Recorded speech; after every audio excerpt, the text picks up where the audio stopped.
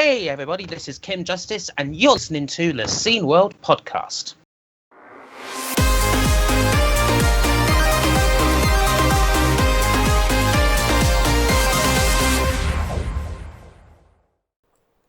Okay, so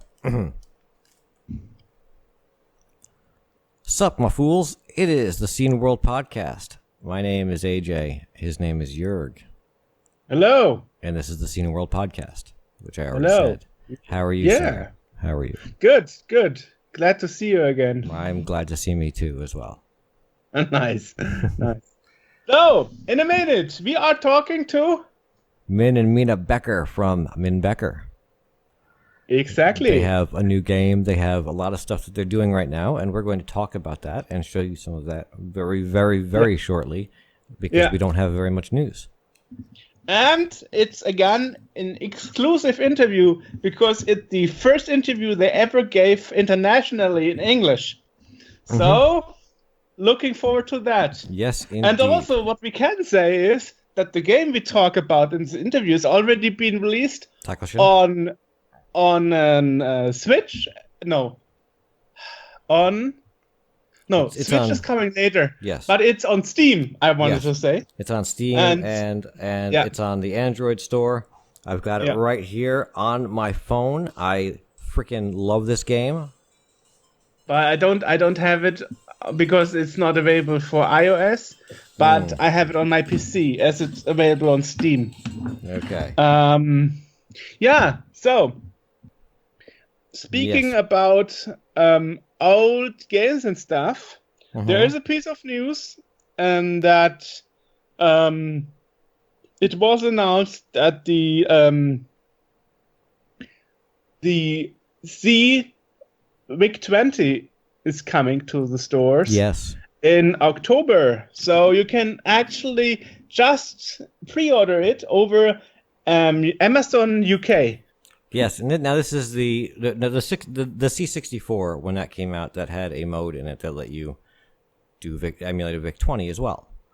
And so this one is a special edition of. It's the same machine. It's the C64, but it looks like the VIC-20. Is it? Yeah, it's the same machine. I thought it is not having the Z64 included. No, it definitely has. No, it's the same machine. It just looks like the VIC-20. It's just cosmetically the VIC-20.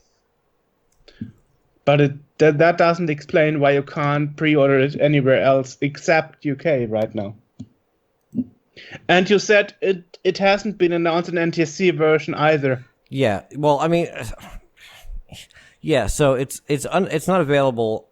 The C64 in general is not available in the US because I don't know what, but it's HDMI. So what is NTSC anymore? Like it doesn't matter.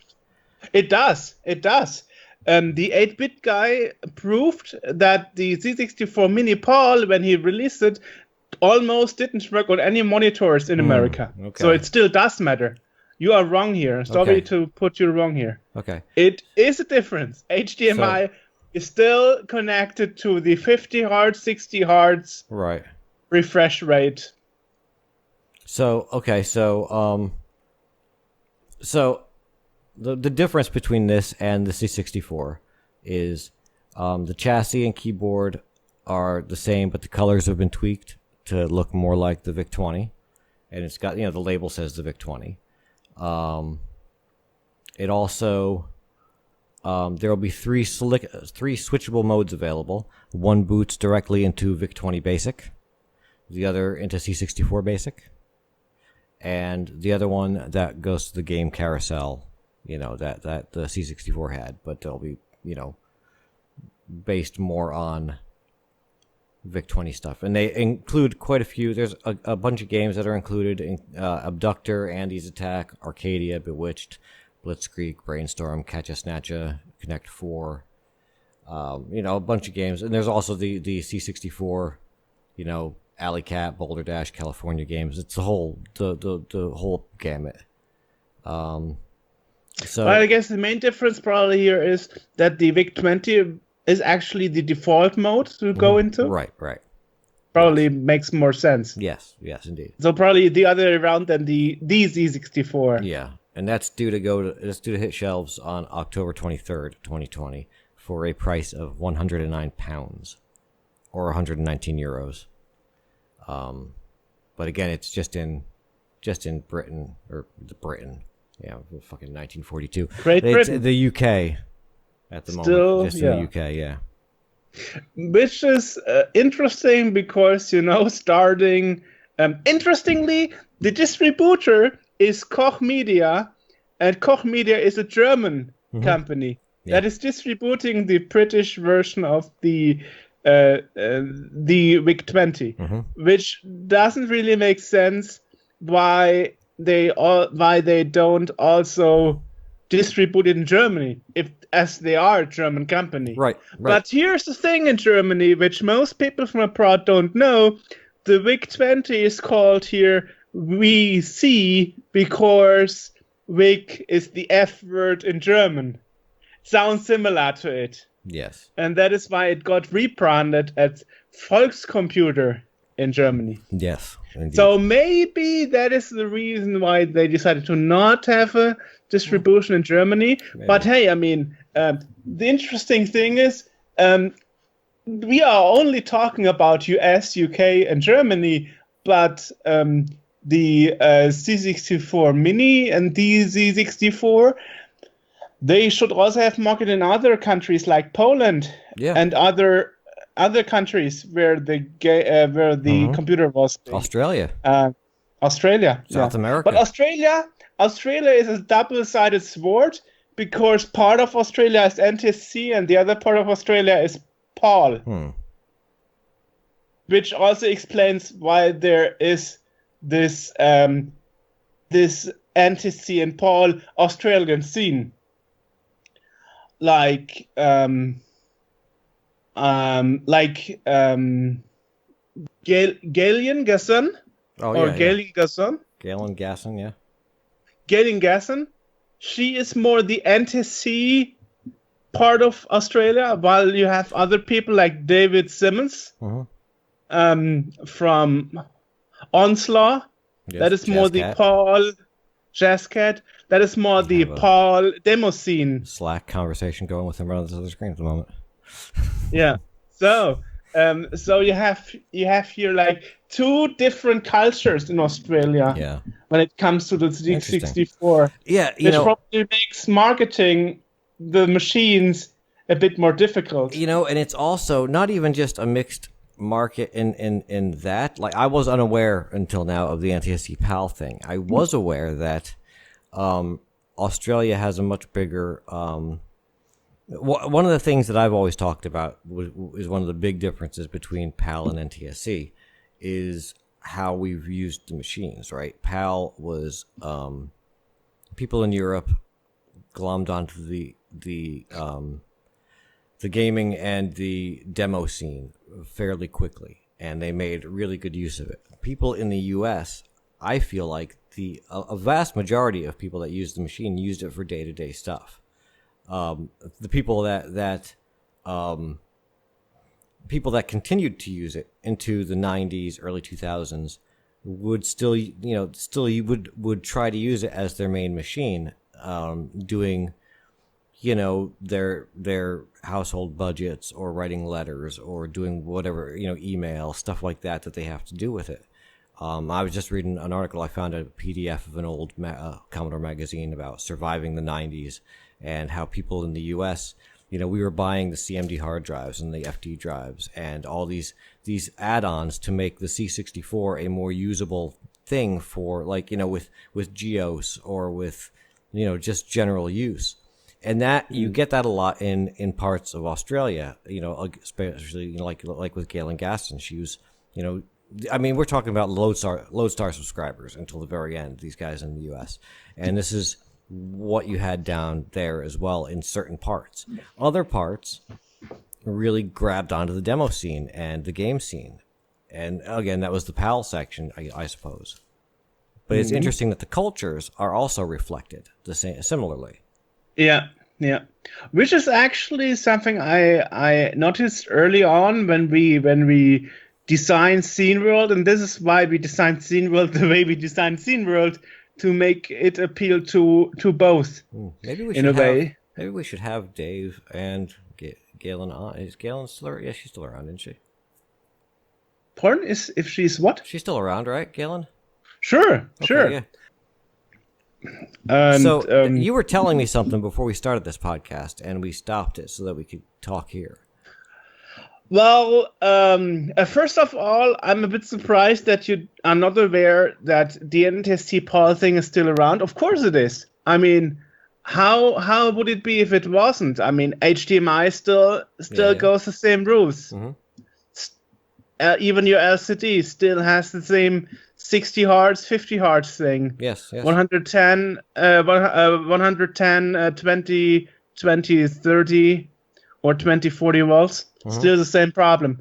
So, of course, and then you have Brazil, which is using PAL M, Right. which is the American way of synchronizing horizontal and vertical of the picture, and with European color information. Yes.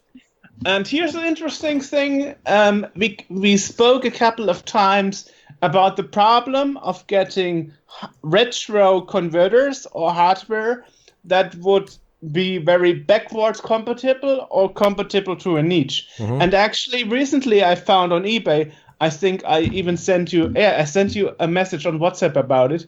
Right. I found a Chinese company that has sold on eBay unopened floppy disk drives for USB. And if you look in the manual, it was designed for Windows 98. So those are 22 years old USB floppy disks. And the special thing about it is specifically saying that it is compatible with 720K DD diskettes. And 99% of all disk drives you get nowadays are not compatible with 720. One of these. Yeah. But most of them were actually blue. Really? Most of the ones I've ever seen are gray. No, officially the DD diskettes were blue and the HD diskettes were black. Okay. But the main difference is it has a different magnetic material, and it has an additional hole on the side, so that the floppy disk can detect if it's HD or double density DD. And the thing is, people back then in the 80s, 90s, they drilled a hole in it. Of course. Yeah, but the thing is, it wouldn't store the data properly because of the different material. The read-write head wouldn't be able to hold the information long enough or good enough. Right. But that is one of Dutch knowledge you didn't know back then. I did not know. It's the same like with this. It's the same like with this protection adapter that you nowadays have for Mega Drive / Genesis controllers to connect to your C64, so you don't burst your SIA chip. Right. That's also knowledge we didn't have back then. Right. And so anyway, interesting is also I found a seller on Amazon that has a SCART converter, a signal converter from SCART to HDMI, including PAL M for Brazil. Okay. So it's interesting that now even the Chinese sellers offering converters or hardware supporting the niche retro market. Yeah. Like wow, that's a totally new experience for me, because in past Chinese were like, oh, I don't care if it works. Right. You know? Right. It's cheap, so try your luck. I mean, honestly, when you bought something from China, how often have you got a good technical support from a Chinese seller? Or how many sellers would be able to tell you if it was compatible with 720K diskettes? Or who would even know that there is a special TV standard, broadcast standard in Brazil? So it's interesting that now even those Chinese sellers figure out like, hey, there is a niche retro market, and hey, maybe we can produce hardware supporting this niche market. Yeah, definitely. So I got one of those USB floppies and one of those converters because I know there will be this point in the future where we will have a Twitch stream or what else, and we want to have color picture. Yeah. You know, and not black and white. Yes. So, Nice. interesting. Yeah, That's something I noticed in the last weeks. Okay. So I was like, wow, cool. Now I'm buying something from China that is especially compatible to this niche requirement that I'm having. Yeah. Right. And not like making cheap crap and leaving this functionality out because most people won't use it. Right. So let's save a few cents on the production cost of this controller. Right. Which is actually in fact the reason why most floppy disks drives for USB don't support 720 key, because the controller not supporting it is cheaper. Simple as that, you know. Yeah. Right. That's just something I noticed, and and I also noticed something that the advantage of having Windows 10 is also something I've noticed. I mean, the problem in the last years was like every couple of years you got a total new Windows version, Right. and you would have to worry if your old retro games would still run. Now that we only have Windows 10 since the last 5 years, in most cases, if you got the game to run once, it's staying to run once and for all. Has it been 5 years of Windows 10 now? Yeah. Windows 10 was released in autumn 2015. 2015, yeah. Okay. Interesting. Yeah. Windows 10 is a solid operating system, mind you. I heartily support Windows 10. It lives. Yeah. Heartily? Heartily. You mean heartily. Heartily. It does live. Yeah, it does live over here. I do have Windows 10 running right now, currently on my gaming rig. Nice. Yeah. So and there's another thing that I noticed. The difference between GOG.com and Steam. Yeah. On Steam, you get games, and the games are mostly the original games you also get from the DVD or whatsoever, or CD. Right. And if you would want to run it on Windows 10, you sometimes have to apply patches to it.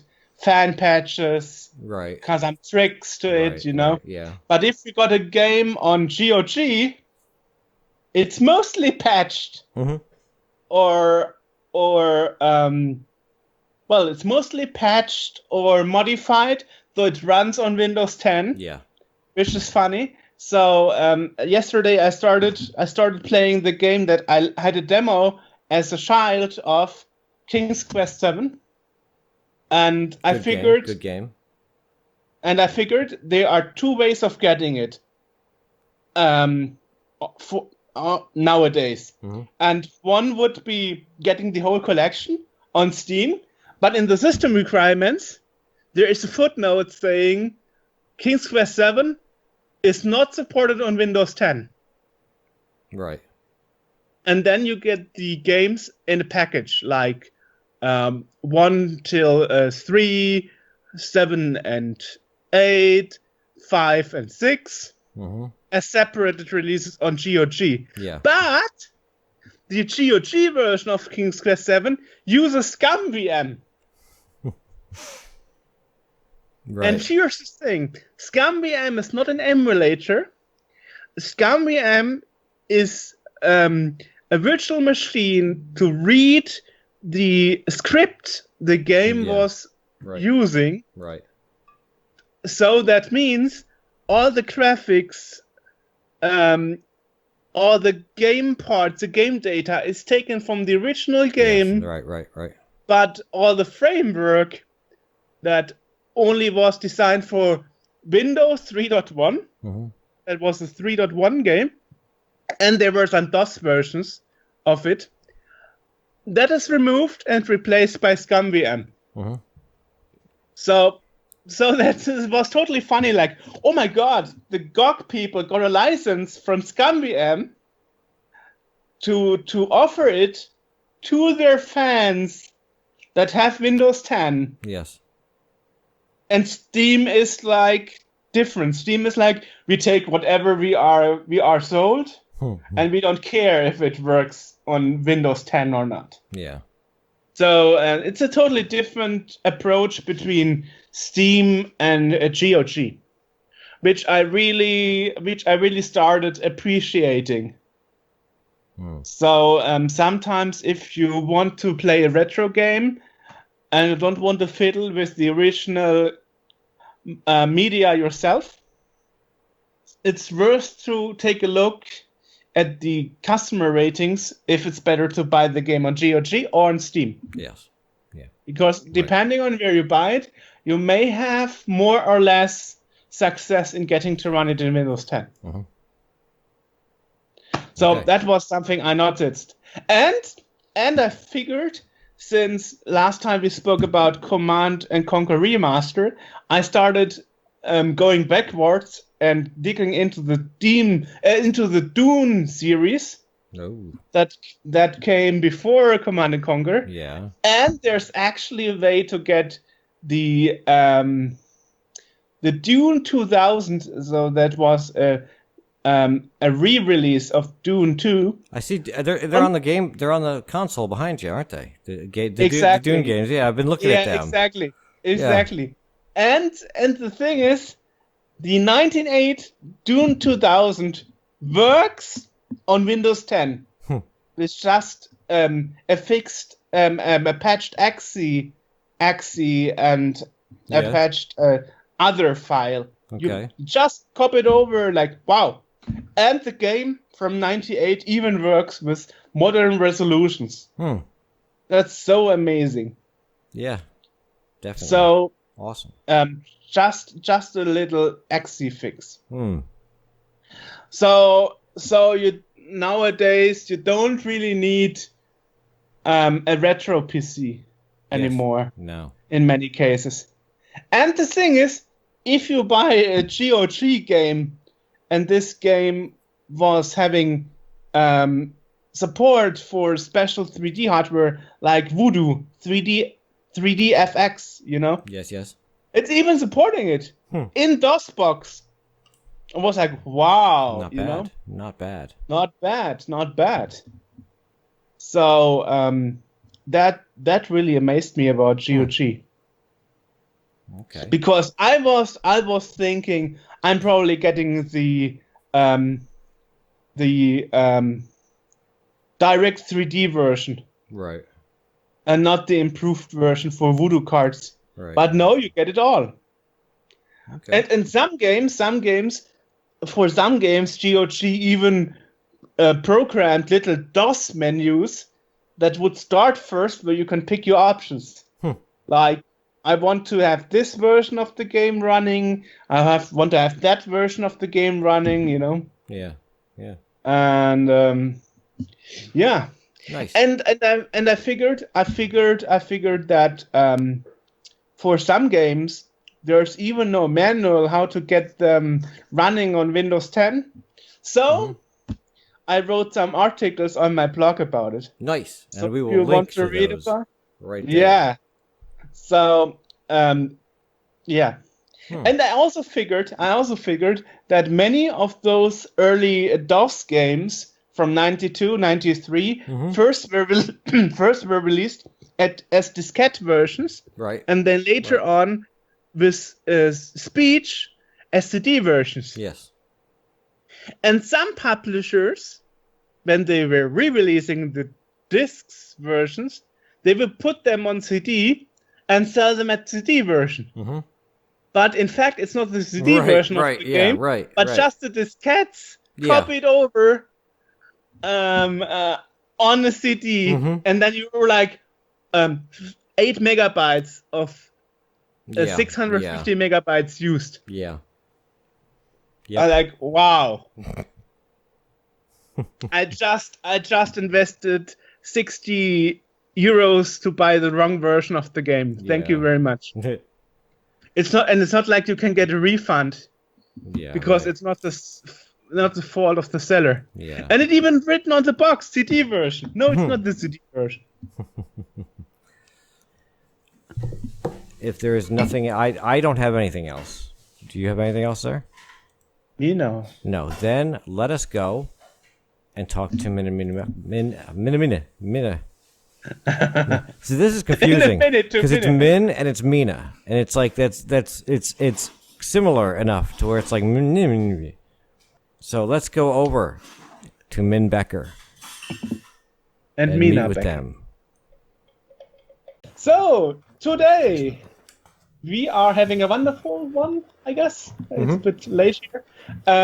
We are actually here to talk to a famous developer and YouTube couple from Germany, Min and Mina Bekker. Hello, welcome to the show. Hello, thank you for having us. Yeah, nice that we finally got the time to make this interview, because we already had this idea a year ago, but now that everything changed, finally, here we go. So let's start a bit. How did you actually got involved into computers first?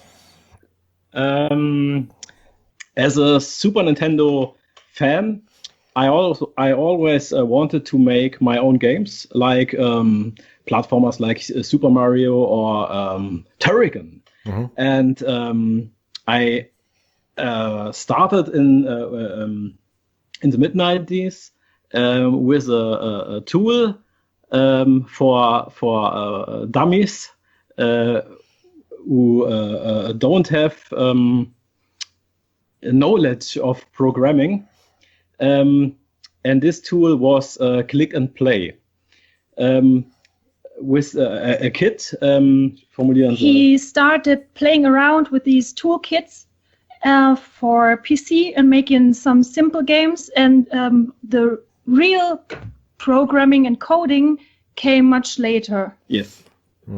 Yeah, and I'm not a programmer myself. I actually only came up with the latest idea for the newest game, and he's the one who's making the games. I'm more like organizing when we go to conventions, and I talk to the people at the conventions. So I'm just a gamer, and I'm not a programmer. Yeah. So I started with Click and Play, and then there was Doom. Yep.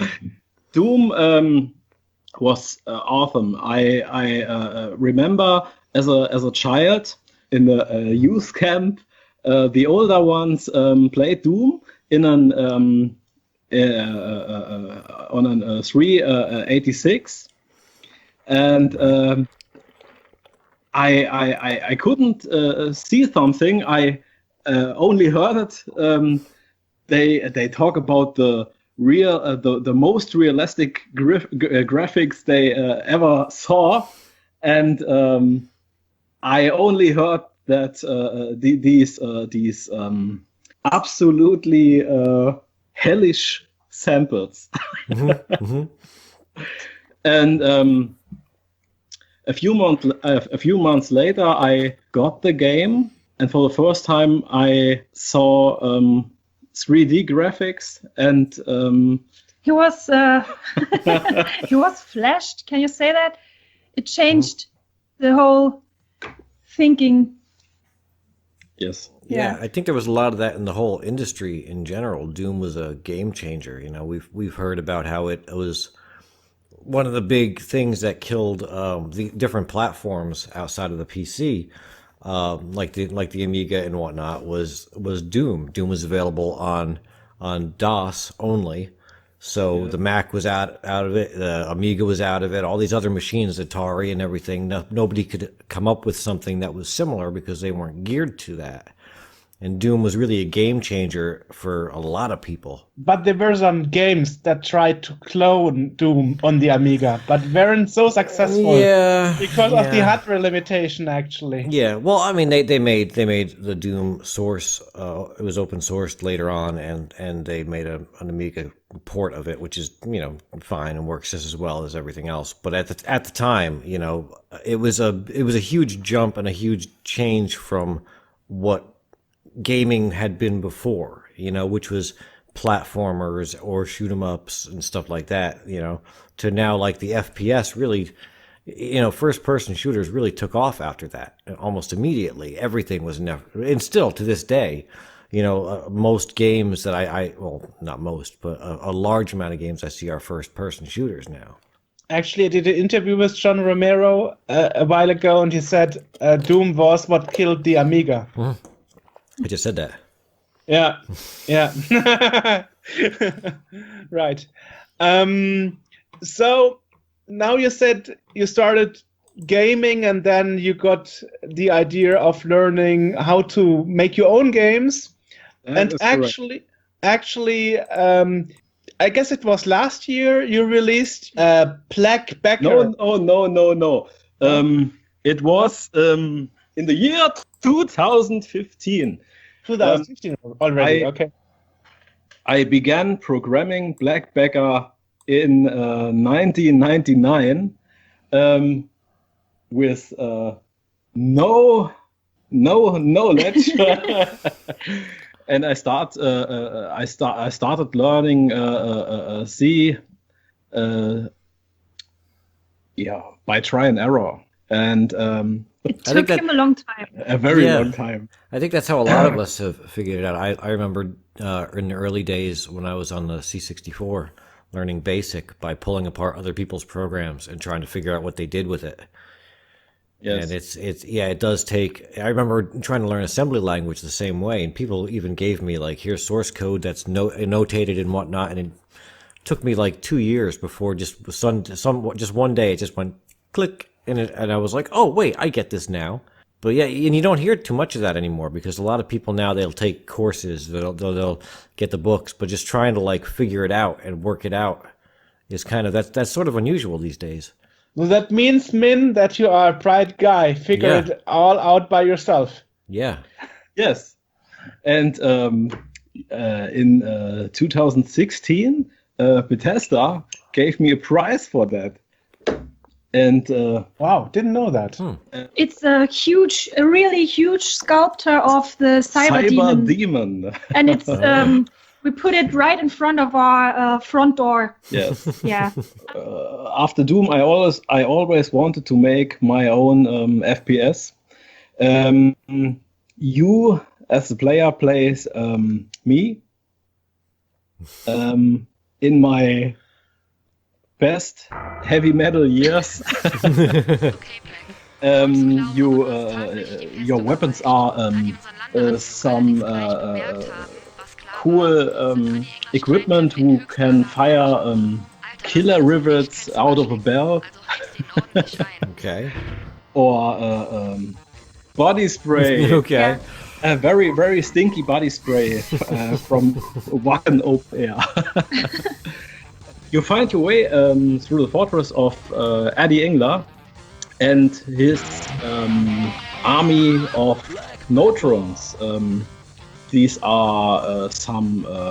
they are half robots and half metal fans. Yeah, their bodies are human and their heads are robots. And they got killed by Adi Engler, by the evil dictator. It's more a mixture of zombies and robots. Okay. Yeah. He cuts them into pieces Yes. and puts them back together with robot parts. Yes. Yeah. And Adi Engler and Bekker is for free. You can get it on itch.io. We'll put a Yeah. link right Yeah. down there, or there's a link somewhere in that general vicinity down there. Every time I point at it, it's somewhere different. So I'm trying not to. Excellent, Yes. excellent. Yeah, and So I've seen that some. sounds. Yeah. Yeah, I've seen some. I was looking at some information on it before, and it looks definitely like an awesome game. And So, as you said, they are partly human, partly cyborg. Sounds a bit like assimilation, like the Borgs of the Star Trek. Yes. More like the Strog from Quake. I don't know that one. Okay. I have to admit, I never played Quake. I Oh. was more the Me Doom neither. and 3D Realms guy. More the Apogee. Duke Nukem guy. Mm. Duke Nukem guy. Yeah. Rede ich ja schon mit dir Englisch. Yes. Apogee. Yes. Exactly. Yeah. All right.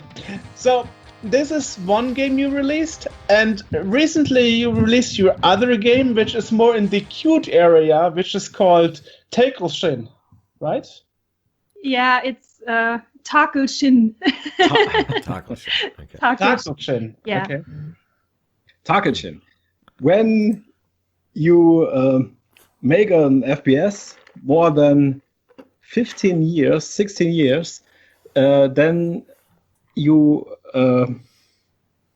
want to make a totally other game. So I made a very cute 2D platformer with this nice green octopus girl. My wife Häkeln. It's me. I made it. Häkeln. I don't know the English term for häkeln. Knitting. I knitted it. Yes. Knitted it. Okay. I knitted She it. knitted it. Yeah. We had something with octopus creatures. I don't know why I don't know what we were thinking, but I made this for his birthday, and I called it Takelshin, and he was like, "Oh my God, that's so cute. We need to make a game out of that." Yeah, and that was the idea behind it. And then it took him 3 years, I think, and then it released this spring. Yeah. Originally,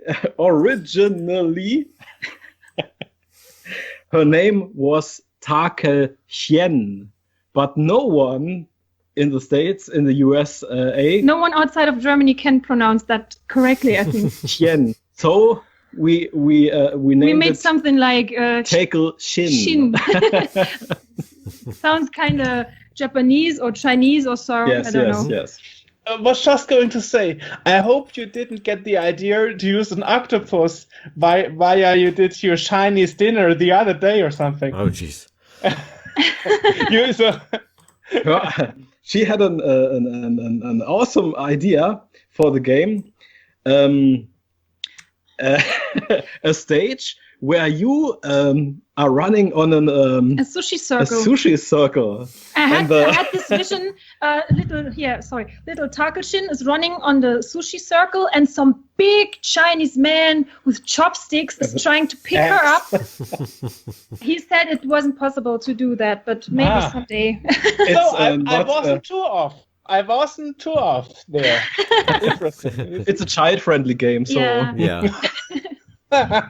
And the story behind it is you play as Takelshin, and you are always hungry and you love donuts. And while watching your little siblings, Yes. you suddenly think about donuts and run into the house to get some because donuts are delicious. And the pirate girl, Scallywag Sally, kidnaps all the baby Takelshins. And because something goes wrong with her flying pirate ship, all the tackle babies fall down and are spread all over the tackle world, and you have to go through the stages and collect the babies. yes. It's a little bit like BC Kid or Bonk from the graphical look. Right. Which is actually the intro you just spoiled, right? Yes. Yeah. Well, Interesting. Yeah, and I'm looking at the game right now. It's out now. It's actually You can get it on Google Play yep. or Android. And it's not. There are no other hidden costs. It's not like a No. It's like this is the full game. You get the full Yeah. thing. You don't have to worry about. I'm totally against microtransactions. Oh, okay. And it doesn't need to have all access to your phone. It Right. won't spy on your data or your phone number or anything. I think the only permission the game has is to keep your screen unlocked. And I Yes. think that's all. Yes. Great. The last time we spoke, I think it was in February, if I'm not mistaken. You actually told me you are about to get this on Steam. I don't know how much you progressed on that to get the PC version out. I saw you made a screenshot saying Steam version and some controller inputs. Yes. A friend of mine, a Let's Player named Peacemaker, played it on Retro Games Con in Ludwigshafen in Germany. And that was the beta version of Takelshin PC.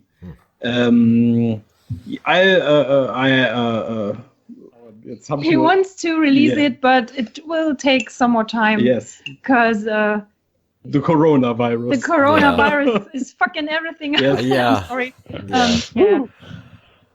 That's actually true. It's 2 weeks ago, I saw that for the first time that Steam was down because it was overloaded because too many people were actually playing. That's incredible. Yeah. So we're having the special offer, and you get we have this offer when you pay 33% less at the moment because I think people are having much time right now. Maybe people are going to buy the game, and I guess some people have to save their money for buying food and stuff. And so we thought, why not make it a little cheaper so people will buy it. Or toilet paper, as we learned. Toilet paper, yeah. Yeah. I don't know how it is in the US, but here in Germany, it's really hard to get toilet paper at the moment. There's no such thing as toilet paper in the U.S. anymore. I don't know where it's gone, but everybody is just the shelves are empty. Yeah. I don't understand why either, because this isn't that kind of virus. Like you know, you don't need. I think it's that people see someone buy lots of toilet paper and they laugh about it at the beginning, but then they start thinking, okay, if everyone's gonna buy it, maybe I'm not gonna get toilet paper, and then everybody starts buying it. Yes.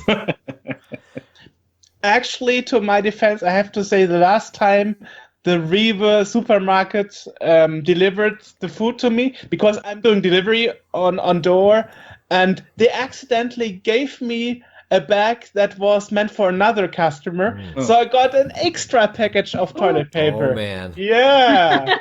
Yeah. Toilettenpapier vergessen. That's going to be currency in the new world order. Yes. Yeah, you're going to be paying for things with toilet paper. Well, you can buy now on eBay for $10. Yeah. The roll or something. Yeah. Yeah. It's incredible. That's it's incredible. ridiculous. Absolutely. So let's get back on track. Okay. We sidetracked a bit. And you also told me you are considering a Switch version of the game, right? Last but not least. First, I wanted to release the Steam version, the PC version, because that version is ready to go.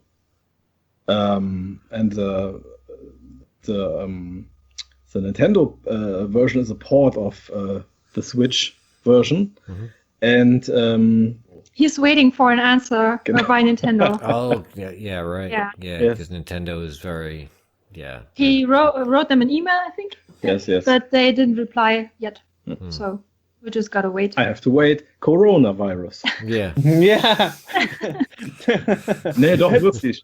They have a message Yeah. on the page. Yeah, that things are getting delayed because of the virus the and stuff. virus. And, yeah. Yeah. And we wanted to see how good the Android version will sell. So, because it's kind of expensive to release games on iOS or... Yeah, make it Apple. Apple. Yeah. My iPhone. AJ switched to Android. He's Yeah, no I'm longer on a Android. customer of, Yeah. But I'm still on Apple. Yeah. We're still stuck in the ecosystem. What are the challenges with getting it on iOS? And I think it's expensive. No, No, it's No? not expensive. It's, What's the deal with it's it? not so expensive. Okay. It's because I am an Android user and I okay. I don't have an iPhone. It does cost some money, but it's not as expensive as I thought. Okay. Okay. Not costing millions to get a developer kit, Yeah. I guess. Yeah. I want to point out that I've just I just went to the App Store, to Google App Store, and I went to the little search bar in the top, and I typed T, and the first thing that came up was Takelshin. Yeah. Oh, Now, I don't know if that's because it's trending or because my phone is listening to us, Ooh. but it was the first thing that popped up. So Cool. but I think there will definitely be an iOS version. Yes. Hmm. We don't want the Apple users to feel No. left out. No. okay. That's nice to hear. So let's talk a bit about your other stuff. You're not only creating games, you're also a YouTuber, right? Yes. But I hate it. I hate it because, in my opinion, I'm a game developer first, and then in my Freizeit, in His free time. in my free time, I spend time for YouTube. It's But you told me recently, if I'm not mistaken, that actually YouTube kind of allows you to maybe do it full time at some point in the future? Or did I misunderstand that? Because I think last time I asked you if you would like to do this developing and YouTube thing combined as the only thing you do. I think you got something wrong because he's was heißt selbstständig? Was heißt selbstständig? Self-employed. Yeah, exactly. Yeah. Self-employed. Wow. He's I'm self-employed. Yes. so he has a Umzugsfirma, and a moving company. I don't know. He, Oh, wait. that's a good question. I don't know this Sixth. word. Nee, it's sixth. No. But no. you want to move from when you're living in one place and you want to move to another house. Yeah, he it's a will moving come and gather your Yeah, it's a moving company. Yeah. moving company. company, He's yes. got a moving company. So yeah, Yes. and all these three things combined earn the money. Yes. Yeah. Exactly, yeah. It says in the dictionary movie company Mhm. or removal firm, whatever. I've never that's- heard of that.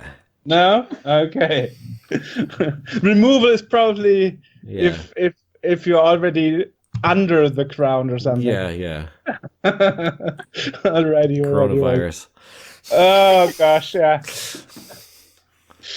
We already mentioned this 3 times. Let's not get this bad habit or something. Okay. Yeah. So I got this wrong. I stand corrected. Okay.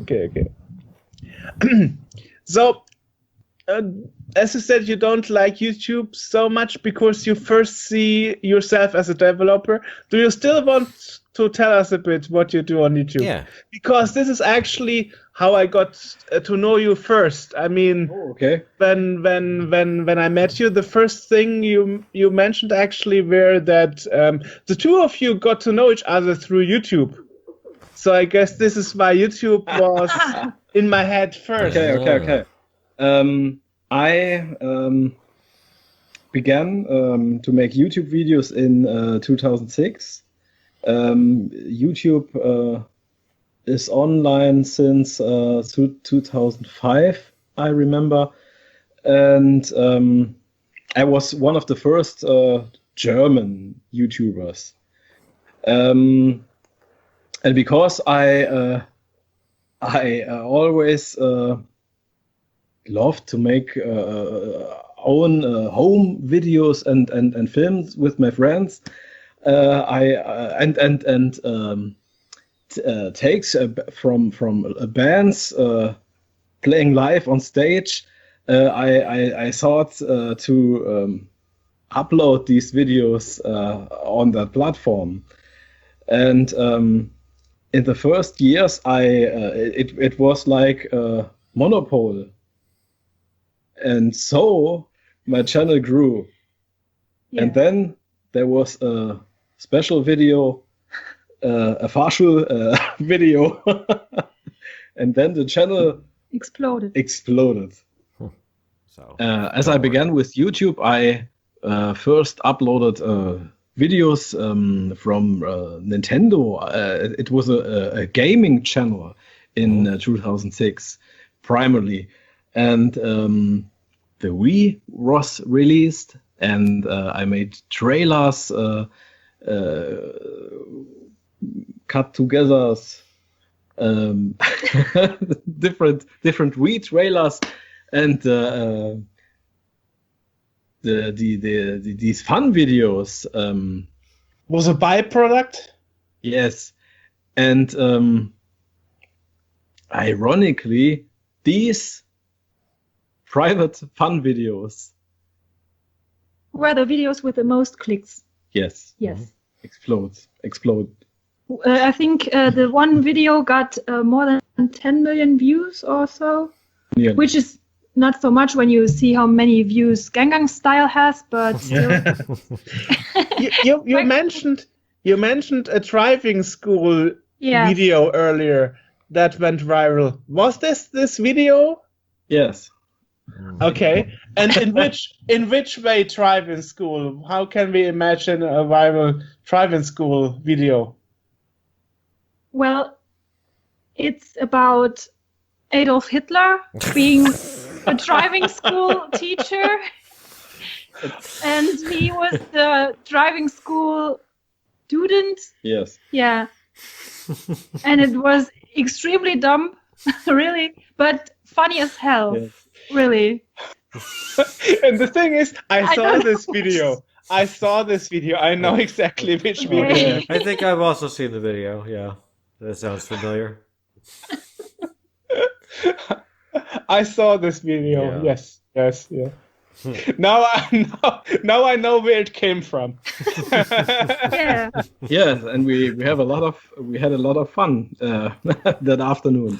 And they didn't make this video because they wanted to get famous. They just made it because he was in the shower and he thought like, oh, that would be funny because Yes. Adolf Hitler didn't have a driver's license. So, yeah.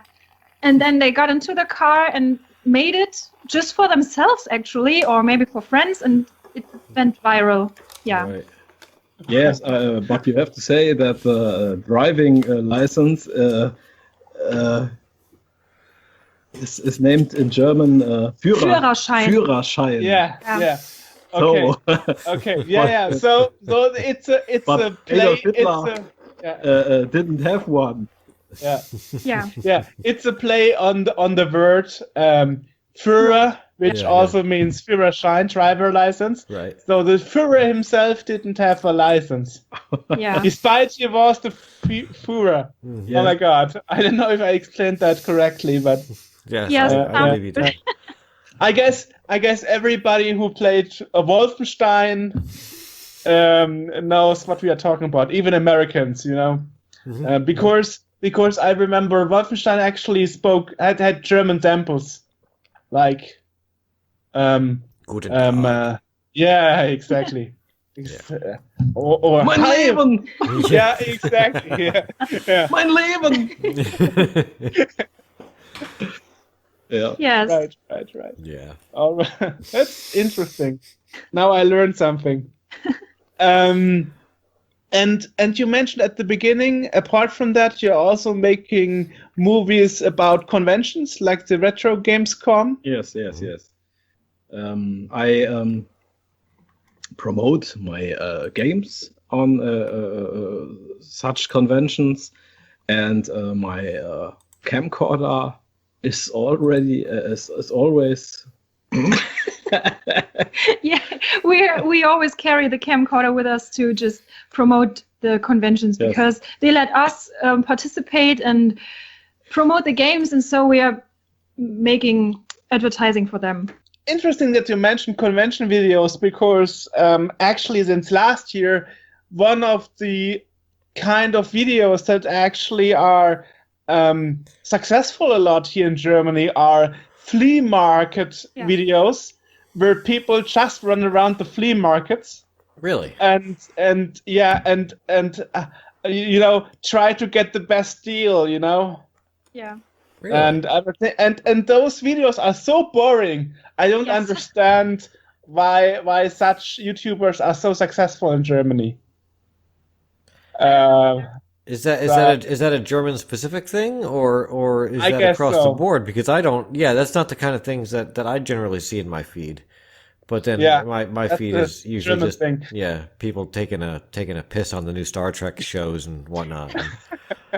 No, I have to explain this. So Yeah, while so in Germany, I see a trend, and I also saw this discussed on some Facebook retro groups, where YouTubers just take their camcorders or smartphone, go to the flea market, and record the whole thing from getting there till actually leaving. And the only thing you see all the time is, how much is this? Can you make it cheaper? No? Come on, make it cheaper. And all this discussion back and forth, and you think like, oh my god, this is so boring.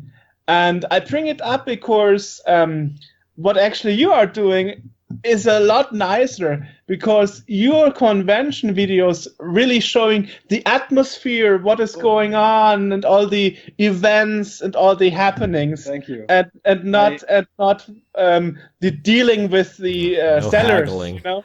The haggling, exactly. Yeah. I don't like these videos where you always see these tables full of cartridges. Because they look the same on every Yes. flea market. They are always the same. And what I think is so special about these markets or the retro games comes is the people you meet and the atmosphere and how familiar everything is. It's a one big family, wonderful, and that's what we want to capture with the videos and maybe get some more people to come and join the conventions. That's how we met Jörg, and it's always so precious how many wonderful people we meet there. Yeah, and it's just great. Great. Just as a reference for AJ, we had this topic before called Retro Burst. Maybe you Yes, I remember. recall. I was there. Yeah. So yeah. Oh, so that's where you encountered each other at the Retro Bourse? Mm-hmm. Oh, Yes, okay. but Nice. it's a Senate. different event by another Yeah, it's called event Retro company. Right. Gamescom. Exactly.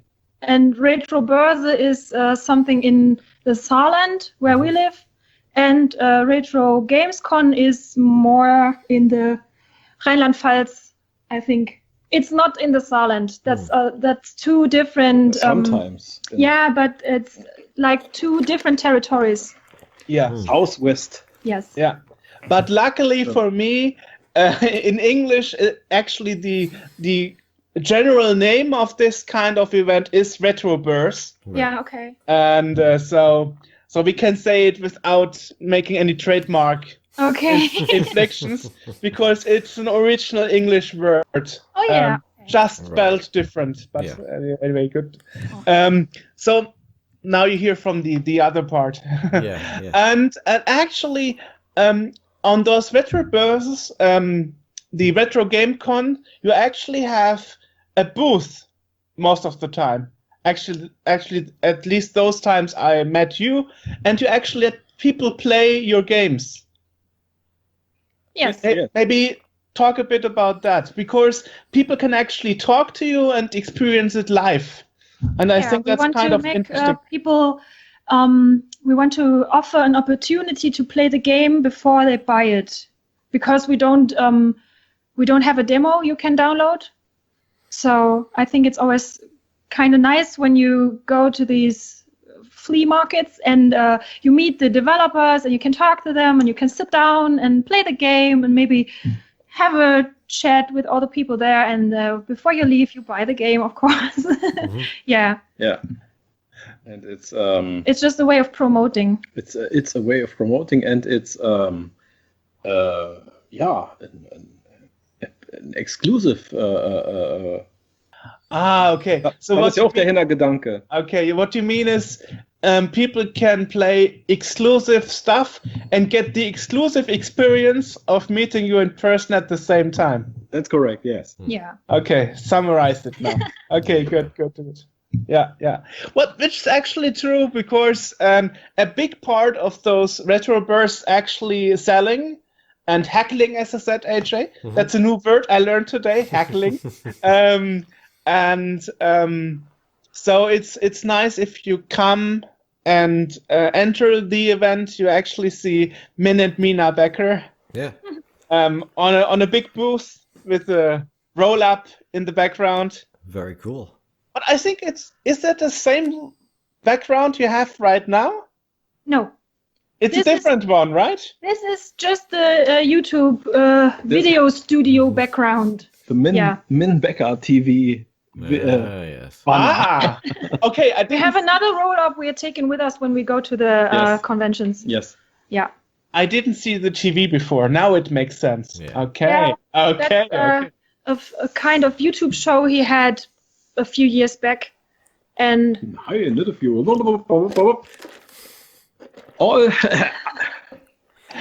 All his videos are part of the MINBEKKER TV. All his videos are part of the MINBEKKER TV. But I meant he had exclusive videos that were called MINBEKKER TV. MINBEKKER TV. Jörg, ich soll hier Englisch reden, ich kann doch nicht mal Deutsch. MINBEKKER TV Volume 1, Volume 2, Volume... You know what I mean. Yes. And on this show, we were falling in love. Yeah, because he visited me, and when the Doom 2016 came out, and I was a Let's Player back then, and he visited me because we wanted Let's Player. Because we wanted to play together, and during the making of this video, it clicked. Yes. And she played my favorite game, and I thought that's the one. Yeah, and now we're married since last July. Yes. Yeah. Okay. That is awesome. Interesting. That is awesome. So YouTube can actually generate new couples. That's almost a cooler story than the games. We met about 10 years ago here in my hometown during the carnival. But I was in a relationship and he was in a relationship, so always parted. We sometimes met and went out or went in restaurants and stuff. And when he released Bekker, I thought I always wanted to try to be a Let's Player. And I thought, why not play a game a friend of mine made? Because, you know, other games were already being played by Gronk and other big German YouTubers. And I thought maybe I could have a niche. Mm-hmm. A niche? You know? Yeah. And during that process, we got into contact, and he helped me because the game was really hard sometimes. But I played it, and I got even the good ending where you can rescue the girl and stuff. And yeah, during that gaming process, we got to know each other better, and then we met to play Doom. Yeah, and the rest is history. Oh, now I think that must feel strange to rescue a girl as a girl. No, why not? Everyone deserves to be rescued. That's when she got there and she realized that the girl she was rescuing was her. And she was like, wait a minute. Plot twister. Actually, interestingly, last year, Nintendo officially announced that Mario retired because he has no time in his job because he has to rescue the princess all the time.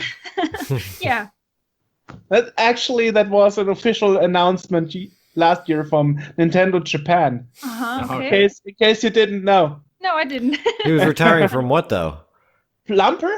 Oh, he's no longer going to be a plumber. Okay. Yeah. Yeah. Okay. Yeah.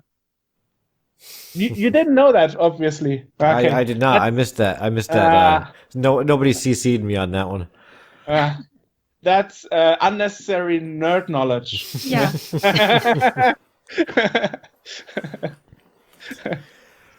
I'm sure people will quote me on that. Alrighty. So, what are your next plans? I love this story so far, though. By the way, I just want to point out because you got two YouTubers who have met and then fell in love and got married, and now they're producing games together, and it's fantastic. Well, there's always room for new stories. Yeah, that's just. I'm also, I'm sitting here, and whilst we're doing this, I'm actually. I didn't want to do that. Oh well, I'm actually playing the game. Because, very good. Yeah, and I'm noticing. Yeah. I'm noticing it's very retro inspired, this game. It's got the soundtrack is, again, it's very, retro sounding. Let's talk about the soundtrack. Yes. Because I think it's very important to have a very catchy soundtrack in my games. And the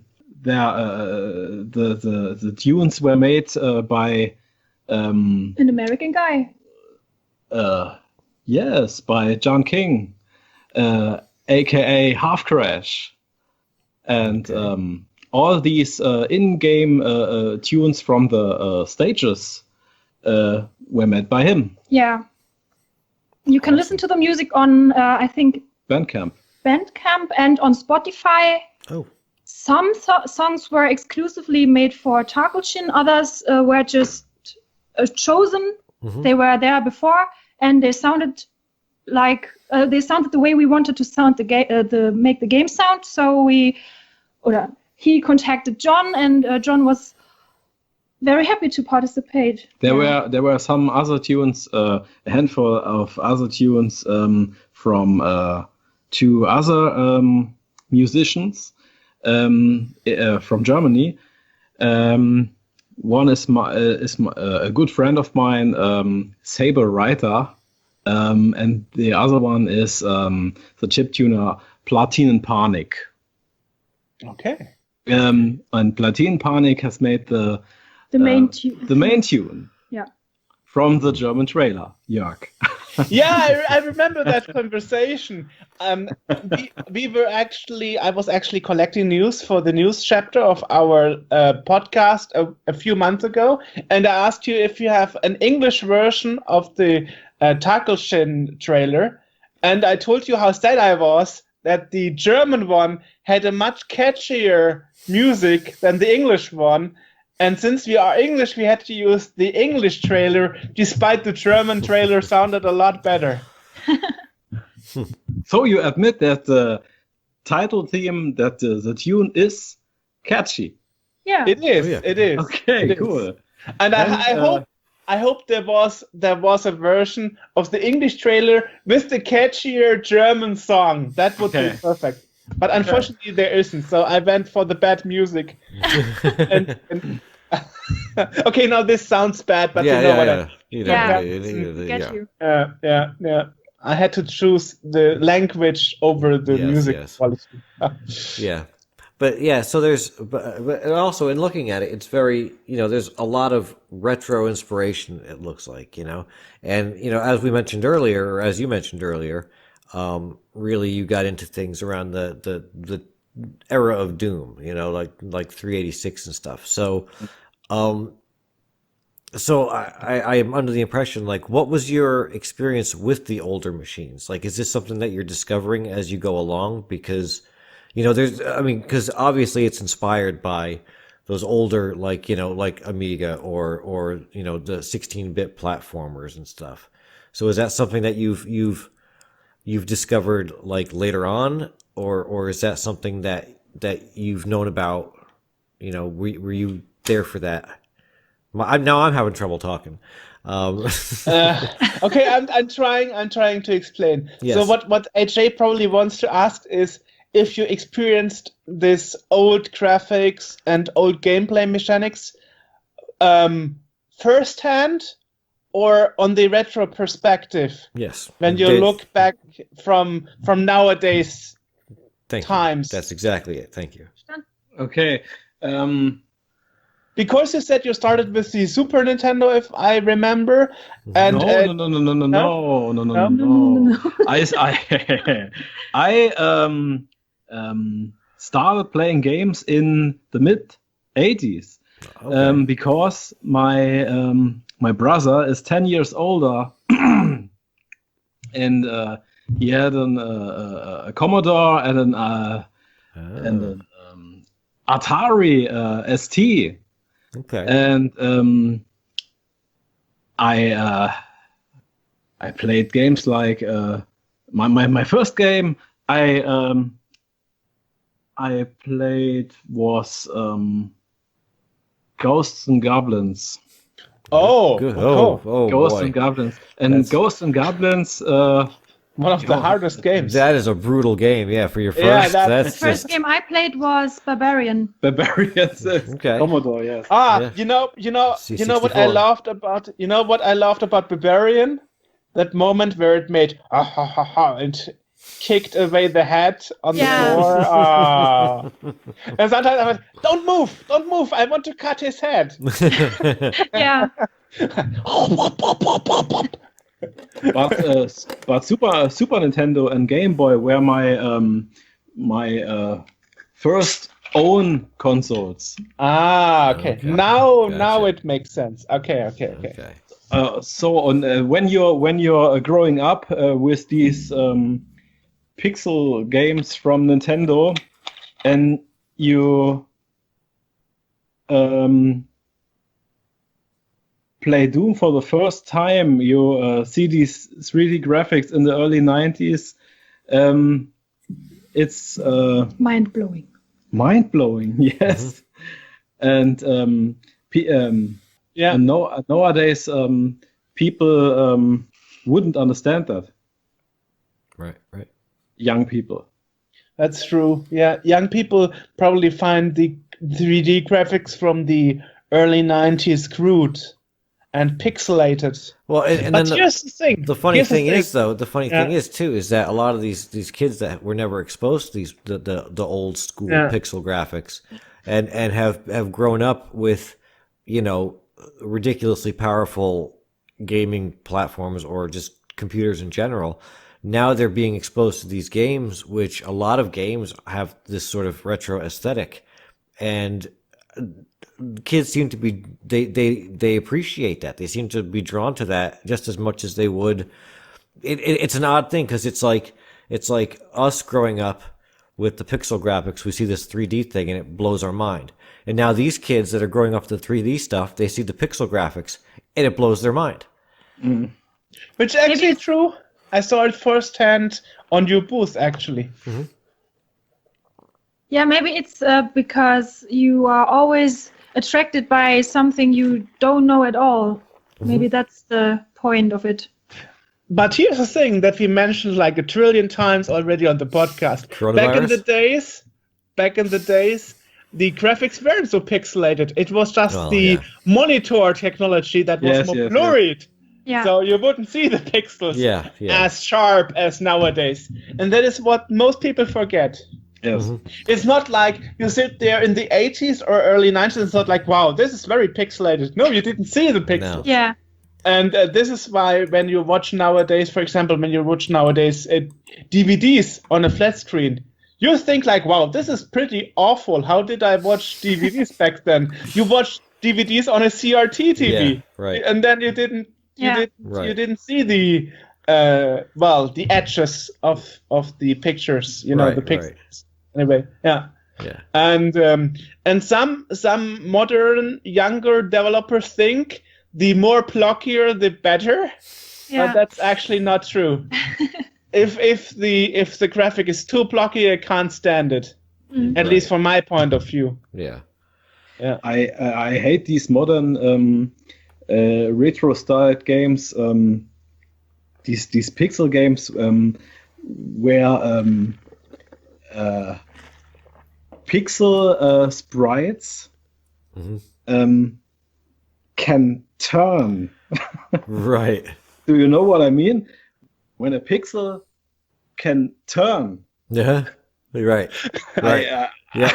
Yep. Uh-huh. It's perverse. Yeah. Yeah. Yeah. What gets me is when I watch, I see these things that are retro and it's got, it's blocky and whatnot, but it's absolutely showing, shades of color that were never available on the older, it's like Commodore 64 eyes that, it's this, whatever, if Grand Theft Auto had been on the Commodore 64 and I'm looking and I'm like, that shade of tan never existed on the C64. This never, and it's such a minor little inconsistency that most people wouldn't care about. But it's like, I did graphics on the Commodore 64. I know what the colors are, and these colors were never there. You couldn't make those. Yeah. Actually, I asked this exact question. We discussed about color shading and pixels when I once interviewed Ron Gilbert, Thimbleweed Park. Yes. And I remember he told us, like, no way, I'm going to do this, like overbloated or turning pixels.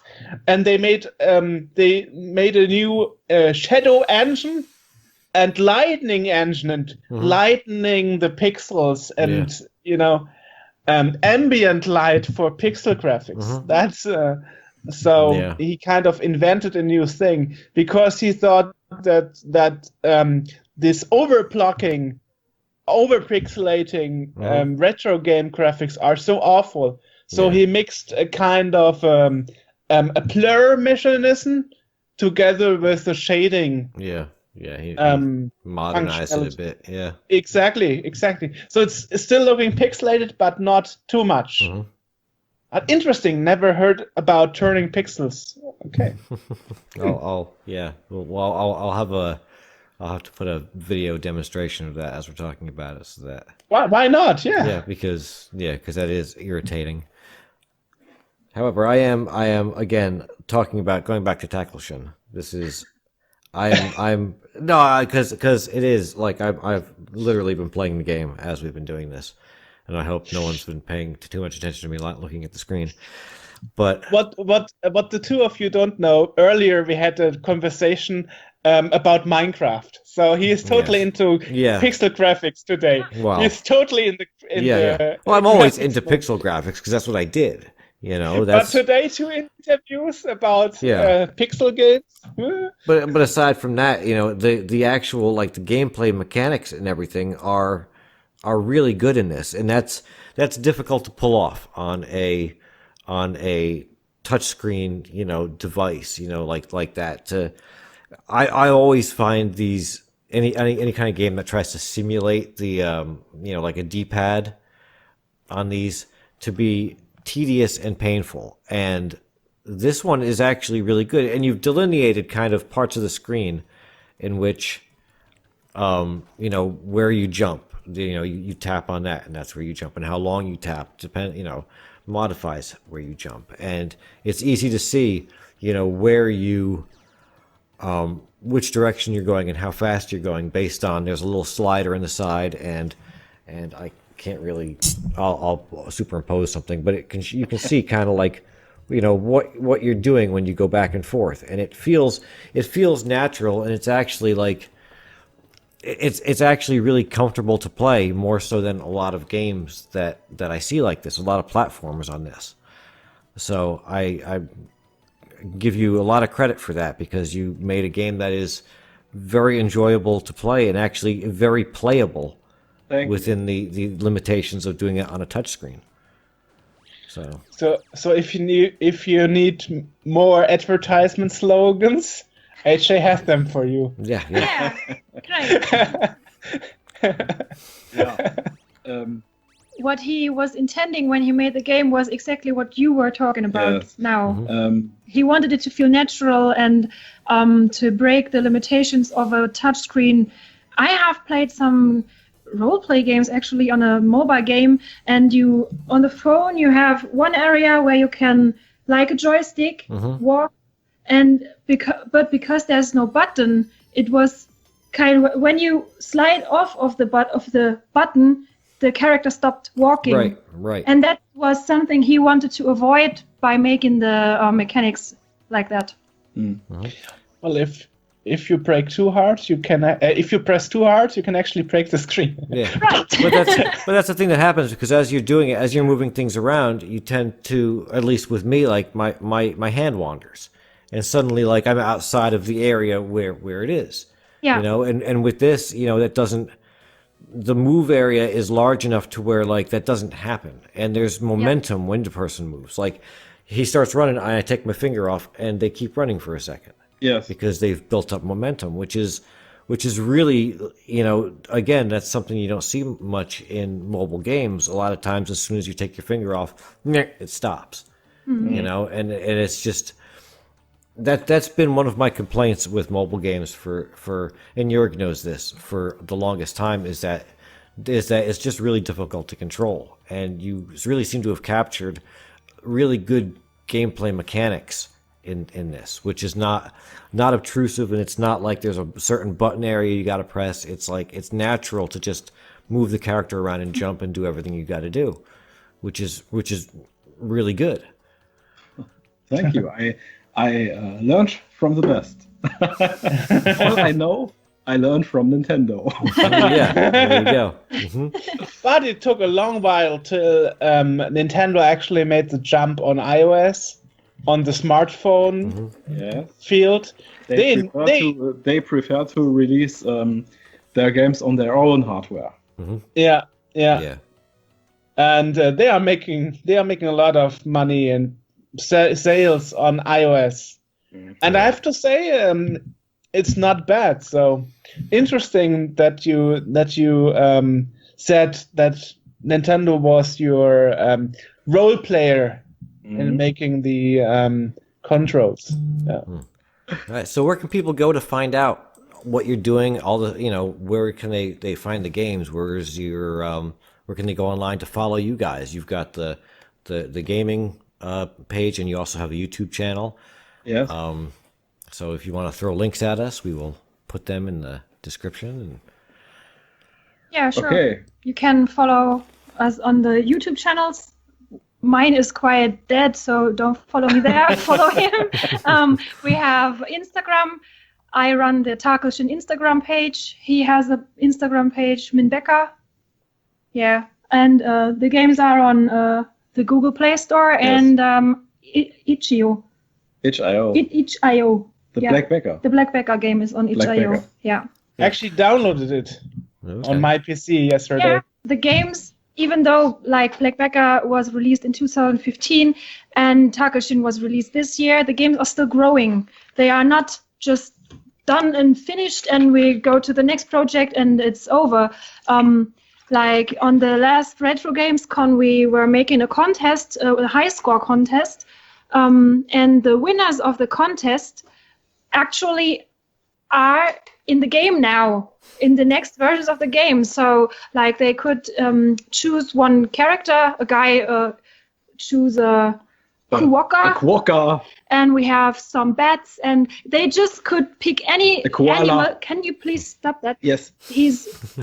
He poured Coke over the laptop. Yeah. They could pick an animal, and he will pixel them in the colors they choose, and they're gonna appear in the next versions of the game. Yes. And also, there was this Canadian guy, I don't remember his name. He was making a stream, and he was streaming Black Bekker, and he was being kind of rude, and the guys in the chat were insulting him and making fun of the game and making fun of me and stuff. But he took the critic they were having the things they were saying and used it to make the game better, which is really cool because I just get pissed off when I read all this nonsense stuff these losers are saying, but he just takes all the negativity and turns it into something better and improves the games. So whenever anyone has something to say about the games, you can email us or write it on Instagram or just message us, and I will tell him, and he's gonna use all this to make the games better. And we're gonna also continue making high score contests where people can actually be in the game, which is really cool. That is. Yeah. Yeah, that's good. You actually said that in one of the future versions of Takelshin, I will be in it as a character. Yes. Yeah. A little NAFCOM monster or Oh, something. Lordy. Yes. What is a NEFCOM? Well, the name stands for Commodore Fan Reverse, and COM are the first 3 letters of Commodore, and this way it's Okay. NAFCOM. So it stands for Commodore Fan. Commodore fan. Yeah. But you have to choose an animal. Well, just make a NAFCOM monkey or something. A monkey. Monkey. I don't know. I don't know. Okay, a monkey. Whatever. Right. Yeah, so I think this is one special thing about the games Min makes, because I don't know any game where you can, as a fan or a player, participate so much and be part of the creative process and even be part of the game. So I think that's something that's really sticking out. Sticking out. Yeah. Yeah. Well, I guess there is something similar, and that's called open beta at Steam. Okay. Isn't that something similar where people can give their feedback while the game is still in beta and Yes, still in yeah. development? But of course, the difference is, as you said, people can give you the feedback in person when they actually see you on those events. While at Steam, it's more virtual. Yes. Right. Yeah. Yeah. And they can punch you in the face if they don't like what you did to the Oh, game. they shouldn't. They shouldn't. There's always a negative side of something. Yeah, positive. that's true. Yeah.